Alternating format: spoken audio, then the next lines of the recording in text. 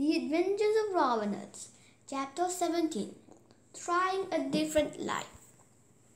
One spring day, Robin Hood was watching Little John repair a boat. The day was warm and pleasant, and Robin felt very content.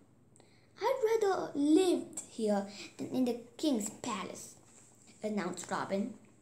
"The woods are green and beautiful. Flowers are blooming. We have plenty of food and fresh water. There's no better place than Short Forest in springtime. Yes, I'm happy with our life," agreed Little John. He rubbed the string off his bow with some wax. "You mentioned spring, Robin, but actually, every season has its rewards, even winter. Do you remember the winter day we spent with the friar and two beggars? The friar seemed to be enjoying himself, strolling around the countryside, finding both good food and a warm fire. If I couldn't live here in Short Forest, I'd like to be a friar." "Really?" said Robin. "I choose to be a beggar.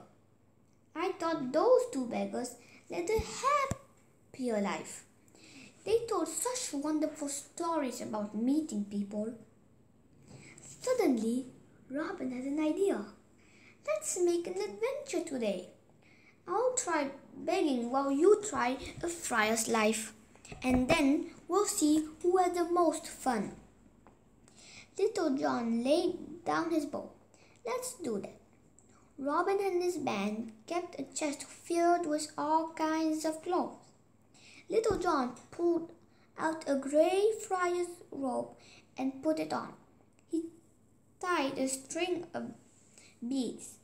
Then he went to show Robin and the other men. Everyone roared with laughter. The rope was too short, but Little John didn't care. He folded his hand in prayer and stared at the ground. "Do you think I could pass for a humble friar?" "Never," Friar Tuck laughed. You must look people in the eye, or they'll suspect you're frauds." "At least he has a costume," said Robin. "I'll have to buy clothes from the first beggar I see." The two men picked up their staffs and set off in different directions. Little John walked along whistling happily. Birds twittered in the trees and green hills rose toward the sky.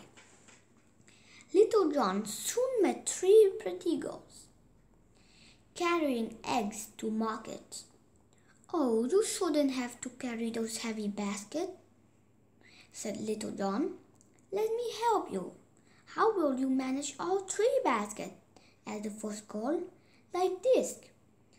Little John handed his staff to the second girl. Then he tied one basket to his back and carried the two on his hands. The girls blushed and giggled. As the four of them walked towards Nottingham, they made an amusing sight. Here were three pretty girls with a huge friar in short robe. The friar was trying not to drop the three baskets of eggs. People joked with Little John, and he joked right back. He laughed and talked with the three girls. "I'm having a great day," he said to himself. Little John felt sad when he reached the edge of town. "I must leave you here," he said. He didn't dare to enter town. He might meet the sheriff's men. Little John walked along by himself and reached a little building. A sign hung out from a picture of a stag's head. "I'm thirsty," he thought, "and that's an inn." A beggar and a peddler sat outside the inn, having something to drink. Two horses were tied to a tree. Are those your horses? Asked Little John. No, they belong to two friars who are inside eating. Would you like to share our drink? Asked the beggars.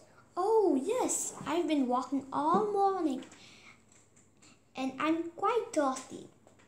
Little John enjoyed a drink and then began to sing. Soon the two friars came out of the inn. One friar was tall and thin, and the other was short and fat. When they heard Little John singing, they both frowned. That's not the proper song for a friar to sing, scolded the tall friar. You're a disgrace to friars everywhere. You know who's a disgrace? Said Little John. Friars who cheat the poor. The beggar and peddler laughed, but the two friars scolded as the friars walked towards their horses. Little John offered to help them mount. We don't need your help, said the tall friar. Go away. Oh no, said Little John. I'm sorry that you don't like my company, but I'm a friar too, so I'm coming with you. The beggar and peddler grinned at the sight. A tall friar in short robe rushing after two scolding friars.